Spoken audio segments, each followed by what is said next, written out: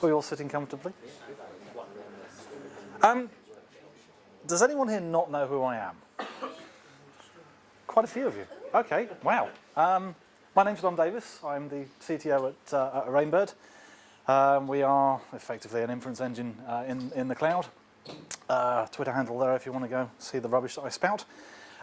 If you haven't seen me speak before, I have been described as informative and funny. Although the same review can actually be made to say this. So I wouldn't take out of context quotes.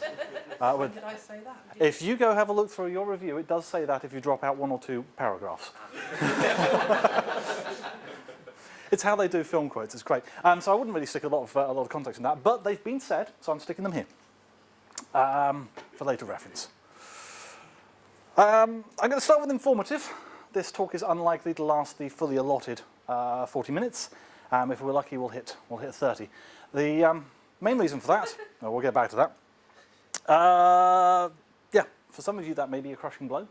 For some of you it may be a nice revelation. I know where my money is. So yeah, we'll start with this. This is funny. Capitalization is very, very important with this slide because I want you to think about what you're not thinking about at the moment. This, of course, stands for I am not a lawyer. It's internet shorthand. And basically, I am not a lawyer is also internet shorthand. That means that I am not remotely qualified to talk about what I'm about to talk about, but I'm going to anyway, because a deep-seated belief that something is correct is better than things like facts.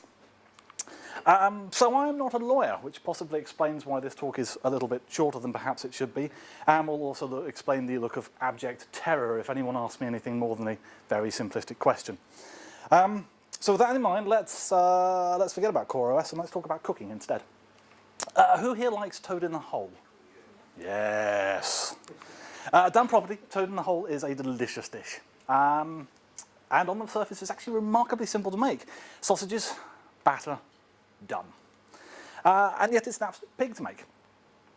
Get it wrong and the batter doesn't rise properly, it goes all soggy on the bottom and solid on the top. The sausages can come sort of half burnt on the top and raw underneath of the batter. And this isn't actually the worst thing that can befall you.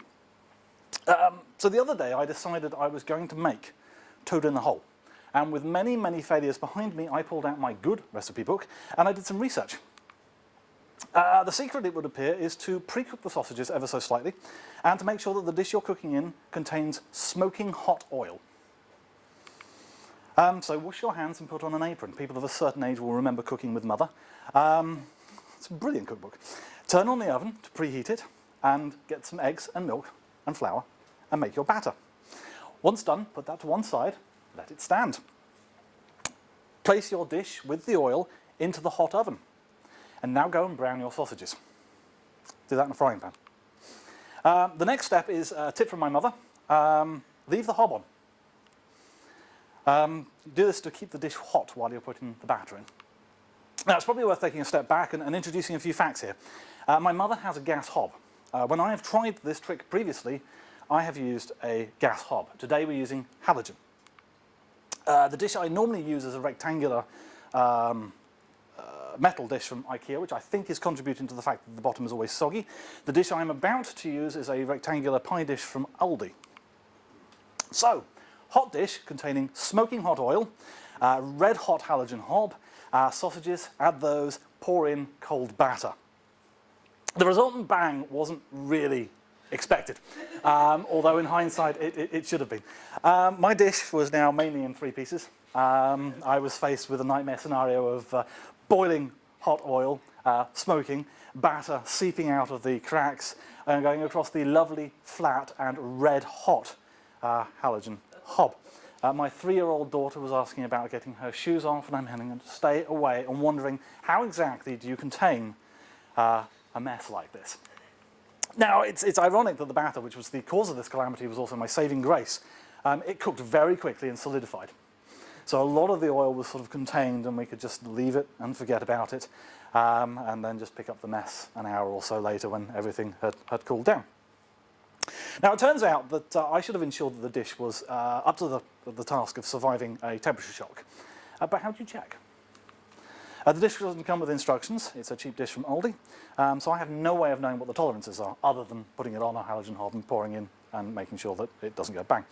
The instructions in the recipe actually make no reference to what type of dish either. They tell you dimensions, what size it should be, but not what materials it's made from, or sort of what it can handle. There are some implicit assumptions that are put into the recipe on the context of the correct sort of dish. So something as simple as sausages and batter can go disastrously wrong, even if you're following the instructions to the letter. Now, there's bound to be some kind of moral in the story there, and there may even actually be an IT context. Maybe I just agreed to do a talk on something I don't know much about, and I'm now padding. Who knows? However, things that I am not, a lawyer and a chef, that's for sure. So, monoliths. A clear requirement if you want your monkeys to start beating each other to death with the remains of their ancestors. At least that's what Clark and Kubrick would have you believe. They're also beloved by enterprise, and the implications here are not lost on me. Not saying anything about their developers.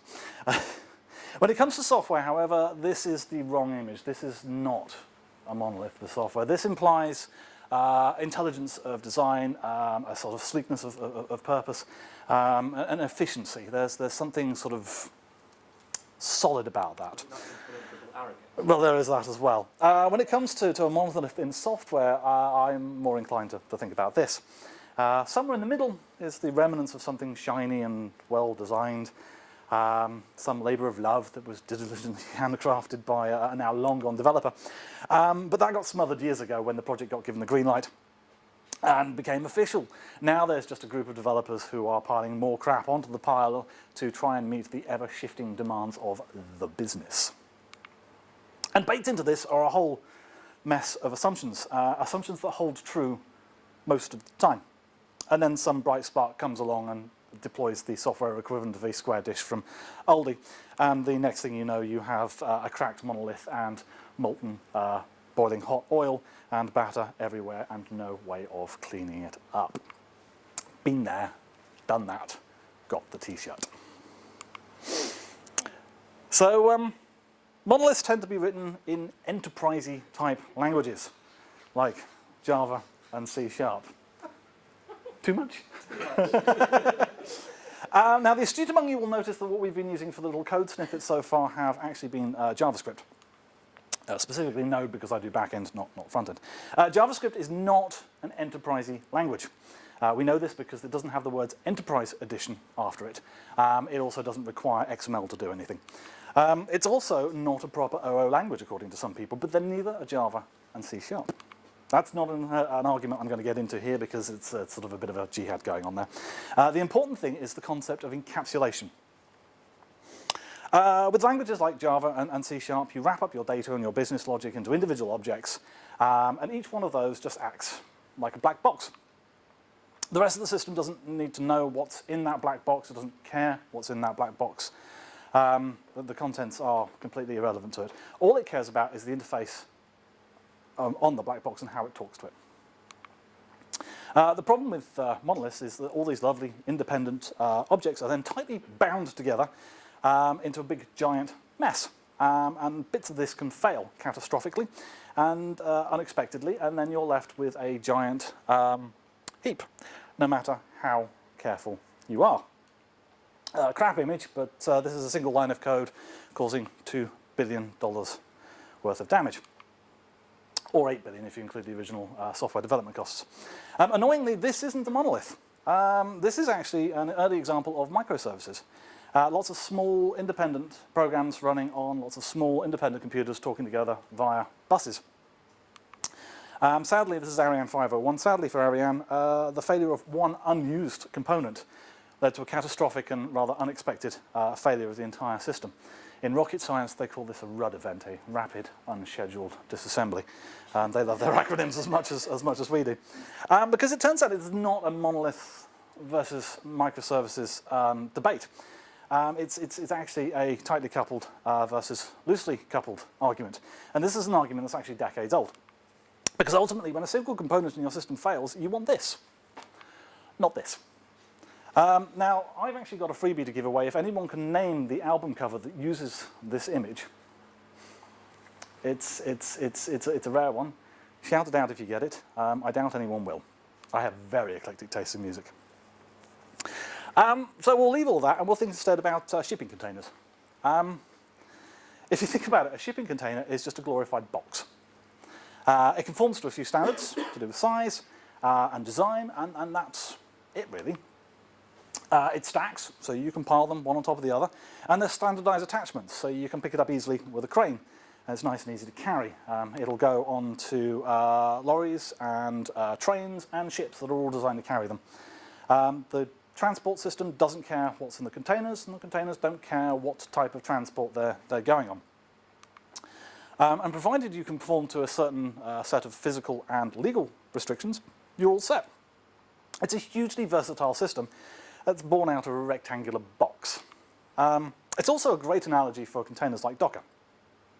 So Docker gives you a container that you can put stuff in. And apart from a few restrictions, it doesn't really care what. And the container doesn't care where it's run either. It could be run on a huge server with many other containers or in isolation on a small little virtual machine. It's a box for you to run things in, nice and simple. We can stretch the analogy slightly further though. Who here watches Mythbusters? So basically Mythbusters is a program where they test various myths and urban legends, normally to destruction, and usually with explosives. They have proved a few random things, like it is actually possible to polish a turd. And it comes up to quite high shine. What we'll do here is, no sound, shame. Because the other thing they've done is they've proven that it is possible to make a cement mixer disappear without the use of magic. Oh, it's sound there. What you actually need is a metric crap ton of ammo and a hill to hide behind. The FBI guy who bought the explosives, and there were a lot of explosives, actually went the second hill behind for that explosion. For explosions that don't legally require a quarry or an isolated tract of desert or a bomb range, they use a shipping container. You put the thing that's likely to go bang into the shipping container, shut the door, run the experiment, and if it does go bang, the container protects everyone who's outside of it, normally. Software containers go one step further though. So I can now magically create a new one out of thin air and be absolutely sure of its contents. Sound shroom, the sound of the mushroom cloud. And that's not the one I was thinking of, no. It's the same picture. It's okay, I'll let you off. I was actually thinking of modulate, detonation. My container is perfectly configured and my application can be spun up absolutely anywhere. And if it all goes wrong, the resultant bang is actually contained. It's localized, and it shouldn't take down my entire system. Happy days. Sort of. This is actually how Rainbird currently runs. We've got a bunch of components, all sitting in containers, but it's not so much a monolith as a sort of a quadrilith. There's 4 big components. And to run any of these components, you need to spin up a new box, patch it, install Docker, get the correct image, run it, and then you should be okay. Which is all kind of manual, the way we're doing it, and it's very easy and it works, and we've got a script that sort of helps, but it doesn't really feel right. It doesn't feel sort of automatic. Now, I'm aware there are a bunch of solutions for provisioning machines. Some are vendor specific, others aren't. I've looked at Puppet, I've looked at Chef, and I've come to a simple conclusion. I am not a chef, or a puppet master, or whatever else that you call it. I didn't bother with Vagrant or Ansible or CloudFormation because I would have just lost the will to live by that point. I'm sure they're all very, very clever, but I don't really want to invest that much time in learning something that should be really, really simple. Thankfully, I'm not the only one who thought of this.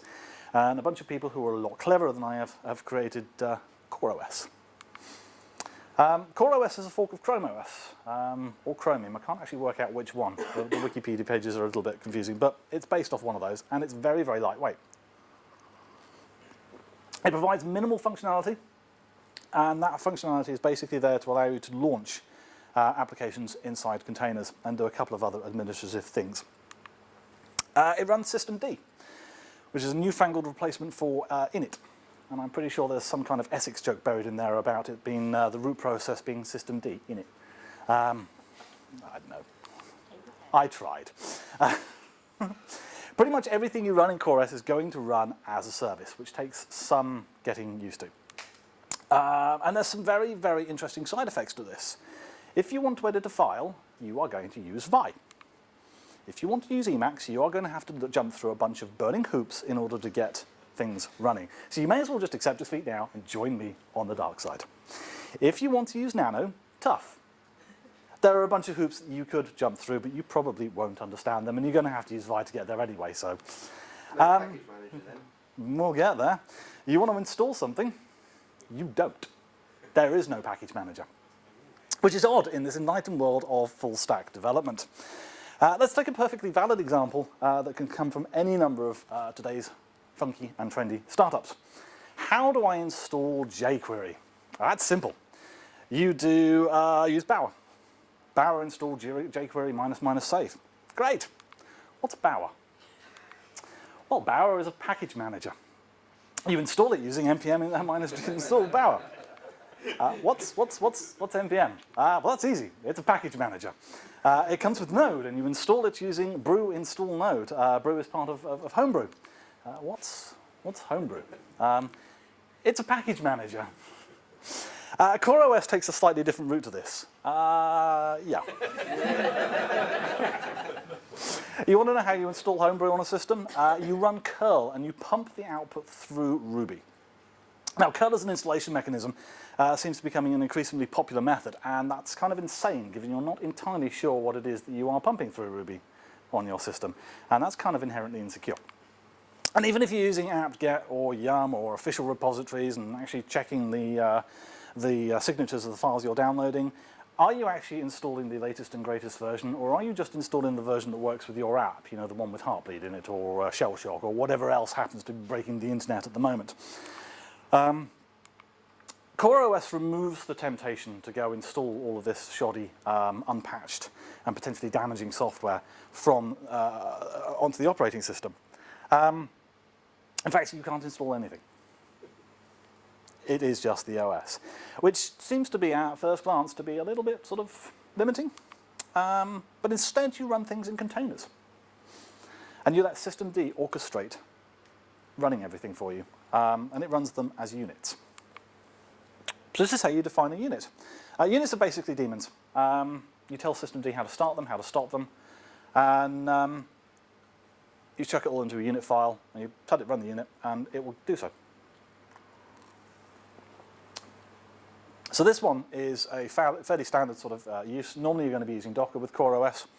So we give it a description, our hello world unit. We're saying we want to run it after the Docker service because you kind of want Docker running before you start running Docker things. Docker service is provided for free with CoreOS. We're running it as the core user, and we just turn around and say, well, we'll do a bit of cleanup. Let's kill hello world just in case it's still running. The minus in front of that command says, I don't care if the output fails. Then we remove the image just in case it's still there. Again, I don't care if that fails. Then I pull the hello world image, so I'm pulling the latest image. And then this is the actual starting bit. I'm telling Docker to run my hello world image as an application, as a container called hello world. The stop line's fairly similar. We just tell it to stop hello world and clean up after ourselves with the exec stop post. And the great thing is I can provide all of this in a cloud config YAML file and have the box boot up with everything I need, which is absolutely fantastic, right until the point where the box reboots to do an update. It's not just packages that CoreOS doesn't trust you with. It also works on the premise that you're absolutely useless at keeping the operating system up to date, and does that for you. And it does this in a rather funky fashion. CoreOS uses a blue-green deployment, and it has an active-passive root partition, and uses a system called fastpatch. So you boot up on partition A, and CoreOS will run off partition A. If there's an update, the update is pulled onto partition B, and then the box will reboot itself, flip the partitions, and boot off partition B. If there is a problem after it's booted, it'll roll back to partition A and boot up with the old version. which is terrifying for system admins, because you don't want your boxes rebooting all over the place, especially when it's controlled by someone else pushing out an application update or an OS update. But then CoreOS isn't actually designed to be run as a single machine. It's designed to be run in clusters. And in that context, the update strategy actually makes a lot more sense. So there's something called Fleet. Fleet allows you to trust your CoreOS cluster as a single shared init system. You tell Fleet that you want to deploy a unit, and it will run it up on a machine somewhere in that cluster. If that machine fails or goes down with to reboot for an update, that unit will be redeployed onto a different machine. And Fleet can ensure high availability by making sure that your units are actually deployed across different machines, different availability zones, or even different regions. And also allows co-location of certain services if they need to run together. And combining the various rules that Fleet gives you, you can actually get some very complex deployment strategies without actually caring where your individual applications go. You just tell Fleet, I want to launch something, and it will effectively try and balance the distribution of your applications according to the rules that you've specified. And it tries to utilize the cluster as efficiently as possible. Fleet works by ingesting those system-to-unit files, and you put a few extras into those config files just to tell it about how things are deployed and what the dispersal attributes you want. Now, most of the time these unit files are going to be Docker files or Docker containers, but Fleet supports all valid system-to-unit types. Fleet is comprised of two major components. You've got an engine, you've got an agent. The engine is responsible for job scheduling and what's known as bidding, and it also reacts to changes in the cluster size. The scheduling logic is equally distributed around the cluster, so you get fault tolerance in Fleet. And the agents run on each of the CoreOS machines, and they bid for jobs on behalf of that particular machine. So if a unit is assigned to the cluster, the agent starts, the unit is put out to the cluster, agent picks it up, agent starts that file, and constantly relays the state back to the engine. The engine uses a simplistic least loaded scheduling algorithm at the moment. So basically, it works out how many units are running on qualifying machines and just gives it to the one with the least number of units. Interacting with Fleet is done with this command, fleet control. And this lets you see what units are running, get some information on them, start units, stop units, and basically get an overview of what's going on. If you use fleet control to start a unit, that unit will be scheduled for starting, the engine will pick it up, the agents will bid for it, the engine will look and see which one is the least loaded of the qualifying machines, because you may have machines that aren't eligible to run it due to the dispersal criteria, and then that agent just starts everything up for you. All of which makes deployment really, really simple. I believe it was Terry Pratchett who said that 1 in a million chances happen 9 times out of 10. And you may want to consider that the next time you're relying on the likelihood of something not failing. Who's heard of Chaos Monkey? A few of you. Cool. Chaos Monkey is a system written by Netflix, and it will identify a group of services running on AWS and then randomly terminates one of those services in the group. The theory is that if failure happens, you want to have a predictable outcome, and if it's an unpredictable outcome, you'd rather have it happen while you're all in the office at work ready to deal with it rather than 3 a.m. with your mobile phone going off. A properly architected Fleet deployment will barely register the fact that Chaos Monkey's actually shut something down. It will just spin that service up on a different machine. And the whole system self-heals with very little disruption. Chaos Monkey has a big brother called Chaos Gorilla. And Chaos Gorilla will simulate the loss of entire availability zones in AWS. And Fleet will actually handle that with ease. There are not many applications deployed out there at the moment that will take an entire availability zone going down. So that means that the update strategy used by CoreOS now starts to make a lot more sense. The cluster is configured so that only a certain proportion of the nodes will go down at any given time for an update.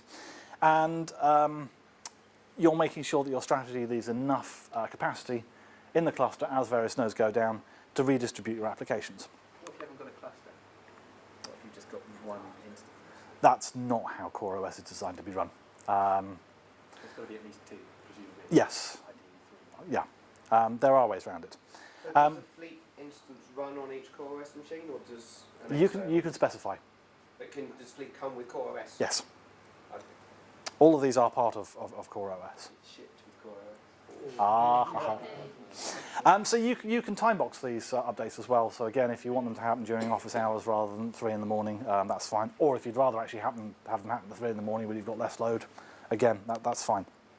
Or you can turn the update strategy off entirely. But that does rather miss the point of why you'd be using CoreOS. Of course, you're now running units all over the place, and you've got absolutely no idea where anything is at any given time. We've gone from a really tightly coupled monolith to this system that's just a little bit too loosely coupled. We've got the problem of service discovery. And this isn't an easy problem to solve. Thankfully, it's been solved already. CoreOS also comes with etcd, and if we paraphrase the blurb on the CoreOS page, it says, etcd is a distributed key value store that provides a reliable way to store data across a cluster of machines. It gracefully handles master elections during network partitions and will tolerate machine failure, including the master. Advanced users take advantage of the consistency guarantees to implement database master elections or to do distributed locking across a cluster of workers, which all sounds pretty cool. What etcd gives you is a central point that you can register data and then go interrogate that data without actually having a single point of failure. Service discovery, decentralized configuration management, and a whole host of other things actually become really straightforward with etcd. In fact, this is actually what Fleet uses to handle the workload it's doing. It's what it uses to communicate between the engines and what it uses to communicate between the agents. etcd is RESTful, so it's just like your microservices. It's really easy to get it set up and running. And you can literally have a distributed system set up and using etcd in minutes. If you wanted to, you could do it using bash and curl, if you were that way inclined. Despite the fact it's easy, you can still ball things up with it because, I mean, let's face it, I ballsed up the Hello World application during the Docker workshop. Technology can only save you from so much.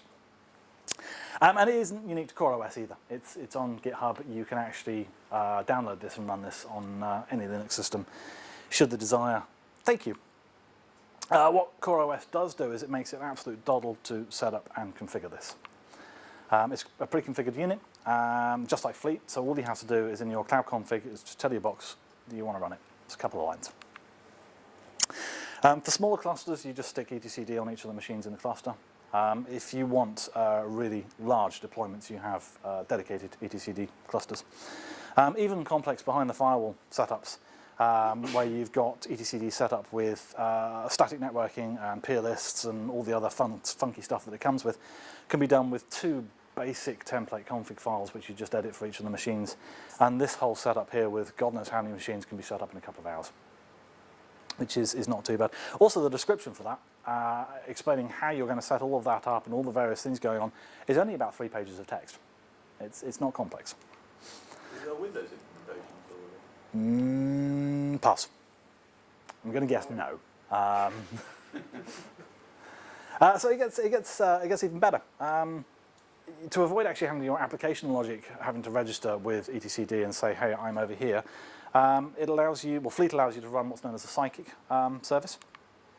And psychic Unix will start up with your main unit file and then shut down when your main unit file also shuts down. So you can have something that's as simple as a bash script using curl, say, hi, my service is running on this box, and just keep broadcasting that out to etcd until everything is stopped. It's not all sunshine and roses, though. This stuff is new, very new in some cases. Fleet is a preview release and doesn't perform any authentication or authorization for submitted units, which means that if your client has access to your etcd instance or cluster, you can potentially run arbitrary code within your Fleet. If unscheduled reboots don't freak your system admins out, this will. etcd itself is described as being under active development, But this is caveated with systems like etcd are difficult to get correct. If you're comfortable with bleeding edge software, please use etcd and provide us with feedback and testing your software needs, i.e. please beta test it for us. As far as I'm aware, Fleet doesn't provide automatic scaling. So you basically need to set up a cluster of size n and tell Fleet that you're going to run that up. And I'm not entirely sure that there are automated deployments. Fleet gets run from some sysadmin's machine, and they say, please run this Fleet on my cluster. I'm sure you could script it, but at that point you've got we've got scripts again. And as I said, actually I didn't say earlier, but CoreOS uses Docker currently, but they're actually actively developing something called Rocket, RKT. The GitHub page for Rocket actively tells you not to use it, or at least not in production. So that's why they're currently handling Docker and Docker files, and while Docker is all through the documentation. As Rocket matures, I can see the situation changing. You may get the choice of Docker or Rocket. Docker could become a second-class citizen. Docker may get dropped entirely. I really couldn't tell you. It's something to bear in mind, though. I've not covered Flannel, which is a networking overlay thing, and something to do with, I think it's pronounced Kubernetes. I've no idea what that is either. I've not talked about Tectonic, which also uses Kubernetes and CoreOS to provide a platform for businesses. I think there's that's the you pay for it, we'll support it, and therefore it is production instance of all of this. It also supports on-premise deployments as well as on the cloud. And because I don't have a blind clue what all of those are, I even had to Google the pronunciation of Kubernetes, which is some Greek word, I believe. And then there's the simple fact that for all of this to be useful for you, your application actually has to be designed in a specific way and have a specific architecture. And it's unlikely that your applications are actually architected in this way at the moment. So this stuff isn't really going to be knocking at your door just yet. That said, it's something that's really worth looking into. CoreOS has some pretty heavyweight backing. There's a lot of money being put into it. And the microservices model is gaining quite a bit of traction. On the flip side, there's also becoming a bit of backlash against it. There's a lot of big names who are sort of discrediting microservices, and the argument boils down to, if you can't build a well-architected monolith, how are you going to design a well-architected microservice where you've actually got a lot of distributed systems that need to talk to each other? And in fact, you're moving complexity to a different area, and in some respects, adding more complexity. I would encourage you to go play with CoreOS. It's supported on all the major cloud providers. It's very easy to fire up, very cheap to fire up. Pay attention to the microservices versus monolith debate. There are some interesting arguments on both sides. It's not a foregone conclusion at the moment. And don't rush headlong into changing everything from monolith to microservices just because it is a cool and trendy thing to do. Instead, concentrate on what's important, limiting the blast radius. Because ultimately, this is what this talk has been about. CoreOS just provides a new and funky and cool way of doing it. It's new and shiny, and everyone likes new and shiny. All of which is rather jarringly leading us into this, which is the main reason why I'm here, plug the book. If you like the style of the talk, the book's written in a very similar way. That's to say, it contains absolutely no information whatsoever, but it's very flippant about it. And best of all, it's free, unless you want to pay for it.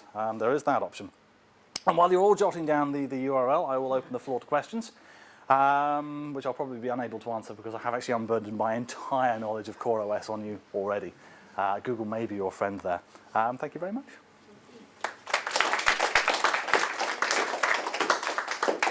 Questions? So that's why you found the time to write giant blog posts whilst in the middle of Techstars? They're not giant blog posts. They're small blog posts. I had to unburden my brain. When you've got a brain as active as mine with a lot of crap going in it, you occasionally have to splurge. I was impressed you found the time. It took like 5 minutes every night. Also, I've mapped, because this registers the time I went to bed every night, and I know what time I got up. I averaged 8 hours sleep a night there. Oh, that's good. So my advice is, if you want to have a decent night's sleep, go to a startup accelerator and do 16-hour days. It's brilliant. Gives you time to play with this stuff. Any questions on CoreOS?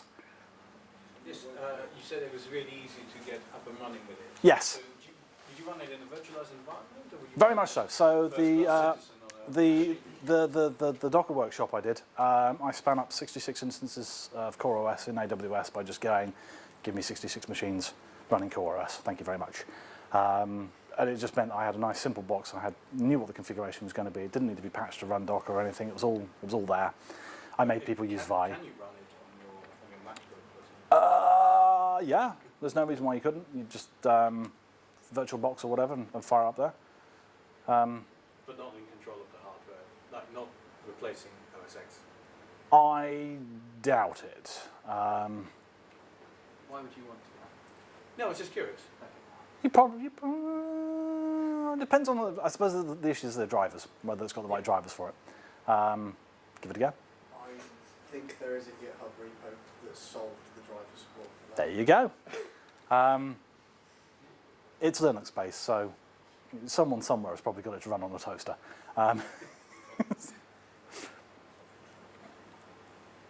Nope. Anyone? How does it have like a load balancer in it? So if you're requesting a service, does etc. No. So you would implement that kind of stuff yourself. So the way you would load balance is effectively turn around and just populate a list of I have these services running, and punt the value, and they're saying the last one used was this one, and just go to the next one on the list. You can also stick load balancers on the front of it if you wanted to. So you can turn around and have these things registering themselves with load balancers as they start up. Does etc do that, or is that something you have to add on? So you would need to write that bit. So etcd would just allows you to say, this is my list of services and this is the last one that was used. So you can use a sort of round robin load balancing. There are a number of things that are still being sort of built into the system. So the other thing it won't do is if your load balancer is getting absolutely swamped, unlike an auto-scaling group which just knows that things are getting swamped and I will spin up another 20 instances, this won't. It will require your sysadmin to go, we need to fire up some more and type in a command. It's a single line to fire up more things, but it's not automatic. There is also the argument, why would you use etcd when you could in fact just use a load balancer? It really depends on what your application is trying to do. But you were touting etcd as service discovery. Yes. So it's a lot of the time it's for things like your database services. So you may be firing up your database services across, sharded across 3 or 4 machines. So you actually want to know where to go to find your database service. And it's slightly quicker than doing a DNS registry or anything like that, where you sort of say, right, this machine is now my database domain, and updates a lot quicker. Providing your client can talk to etcd. Yes. So your application will need to be architected to run on CoreOS. So that's why you have these psychic units to sort of announce the fact that your client is now here. And your client will also need to go to etcd and say, right, where am I going for this particular service? So you're not going to sort of take an existing application and go, hurrah, it now runs on CoreOS using Fleet straight out of the box. You're going to have to deliberately architect your system to actually run on this stuff. Well, somebody could write a HTTP load balancer that sits on top of etc. Yeah, very easily. And then you could just wrap that up as a unit, put it down as a file that can be used and just fire up that service.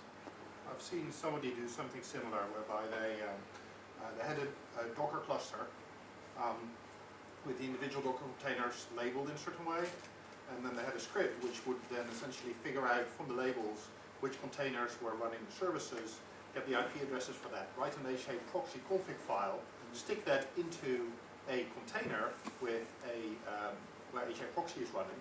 So you just fire up your container and it all just works. It's good.